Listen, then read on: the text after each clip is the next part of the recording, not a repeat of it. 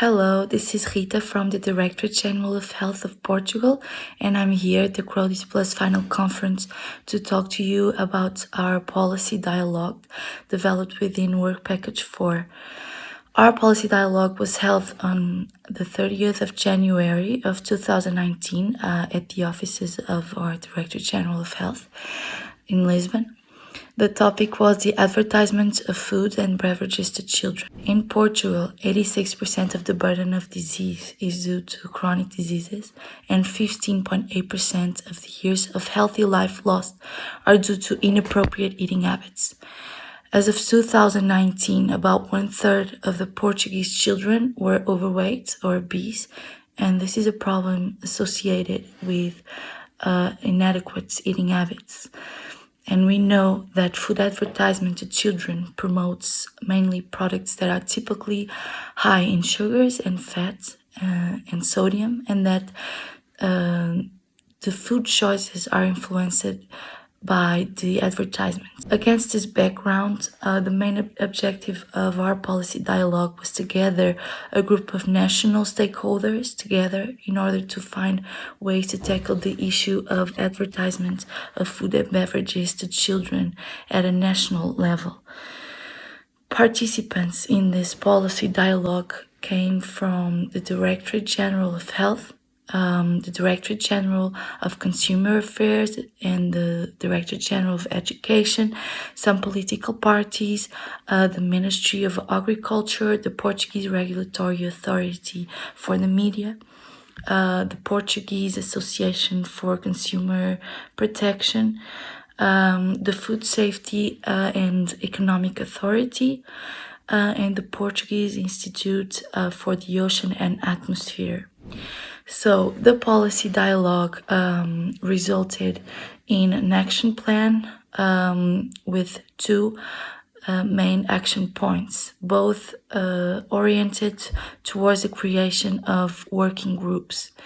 The first working group was focused on finishing the legislative proposal regarding the advertisement of food and beverages to children.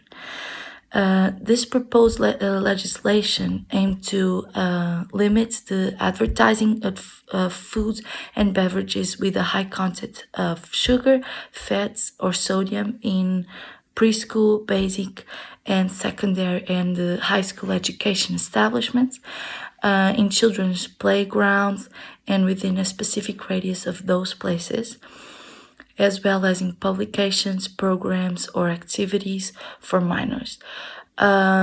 It also aimed to forbid advertisement of such foods in the time before and after television programs, which have a certain percentage of audience below 18 years of age. This legislation was successfully passed into law on the 23rd of April of 2019, with additional regulations approved on the 21st of August of 2019. So this working group has therefore completed its task, which was a very positive outcome. Also, it was created this second working group focused on the promotion of health and food literacy amongst the Portuguese population. The National Health Literacy Commission was the name of the group. This working group has now been put on hold due to the COVID-19 pandemic, but it will continue on doing its work when everything calms down a little bit. The Directorate-General of Health of Portugal is currently undergoing a study within the Portuguese families to verify in which level the legislation is really being respected by the industry and by all the different communication channels.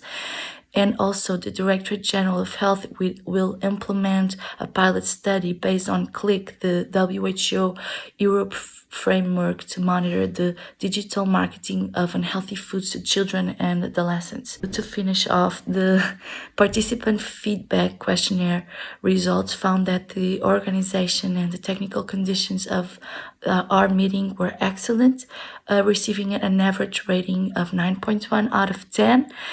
and the participants, stakeholders expressed their will for continuing working on this topic together.